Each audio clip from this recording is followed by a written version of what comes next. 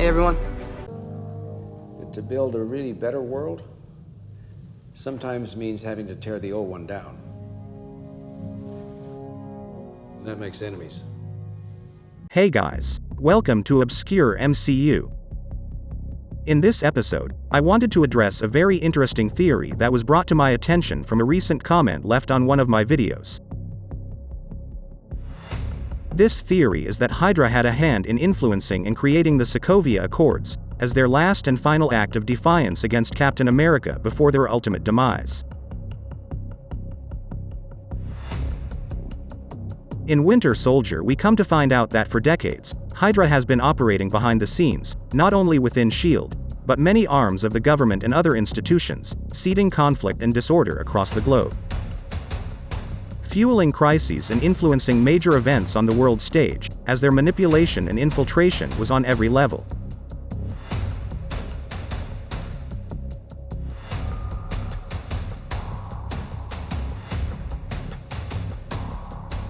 With the resurgence of Captain America, one of Hydra's oldest enemies now alive and back in action, their plan for world domination was at greater risk, so they wasted no time in trying to steer public opinion against him and the other Avengers, who were deemed a threat to their goals.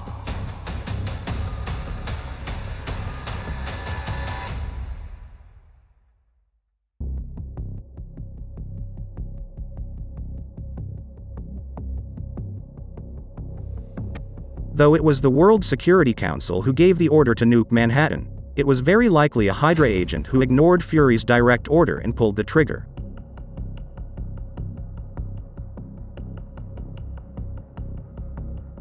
Shortly after the Battle of New York, we can even see headlines on screen villainizing the team, which may have been bolstered by Hydra's influence, planting the seeds of fear and distrust for Cap and his allies. These so-called heroes have to be held responsible for the destruction done to the city. This was their fight.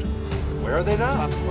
Hydra's goal was chaos, and they aimed to tear down the old world to build a new one, and with the launch of Project Insight, and the elimination of all their targets, the world would have been theirs for the taking. Since that failed and it was their greatest enemy Captain America who was responsible, Hydra knew they lost the battle, but not necessarily the war. Hydra's lasting influence within global organizations and news outlets had already been in effect, the seeds were already planted, and public mistrust was prevalent and would only grow. I don't have a cool shield or a flying suit of armor, and I can't fight, but I can clean up. They put their lives on the line to save us, and not a lot of people would do that. They do a lot of good, but innocent people had to pick up the pieces. Tony Stark's got enough money to fix New York 10 times over. Obviously, they should pay for it. It goes without saying that Captain America and others have been effective in many regards, and you can't deny that. I don't agree with you. You have to remember, President Ellis is first and foremost a politician. The international pressure is clear. A closed-door meeting with General Ross basically confirms that. I think the president and agencies around the world have an imperative to step up now and figure out a means to work with these heroes so future responses are handled in a more disciplined manner. This anti-Avenger narrative, influenced and prompted by Hydra, led to the construction of a legislation to control the team, which later took form in the Sokovia Accords. And even after the defeat of Ultron, the public relations surrounding the team was on a steady decline. The news is loving you guys. Nobody else is. I think our first move should be calling the Avengers. Besides, they're probably too busy dropping cities out of the sky. Damage control.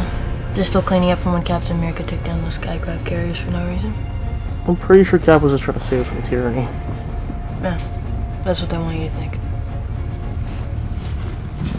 From New York to Sokovia, we have witnessed a series of catastrophic events that have threatened the safety of the entire planet. While these crises were resolved as the result of the noble actions of Steve Rogers, Tony Stark, and others, cities like Johannesburg, Seoul, and Washington, D.C. are still on the mend due in large part to the tactical response of these heroes.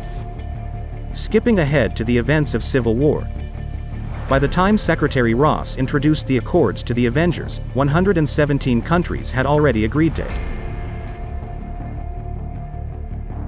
Legislation like that cannot simply be created overnight. It's clear something like this has been in the works for years, but Sokovia was the perfect opportunity to seize the moment to control Earth's mightiest heroes. But Steve Rogers, being the type of man that he is, would never agreed with it, and this would ultimately lead to him losing his friends, his second chance at love, his home, and even his title of Captain America, tarnishing his reputation, causing irreparable damage to his legacy as a whole. No one has actually told me why I'm in Berlin, or what I'm doing. Something about Captain America going crazy. Thank you, Captain. Pretty sure this guy's a war criminal now, but whatever. I have to show these videos. It's required by the state. Let's do it. If it's true that Hydra had a hand in the initial construction of the Sokovia Accords, though Steve defeated them, it was Hydra who got the last laugh. Seen the future, Captain. There are no flags. Not my future. But this is just a theory. Let me know your thoughts on this and if you agree. Please like and subscribe for more videos coming soon. Thanks for watching. As I was saying,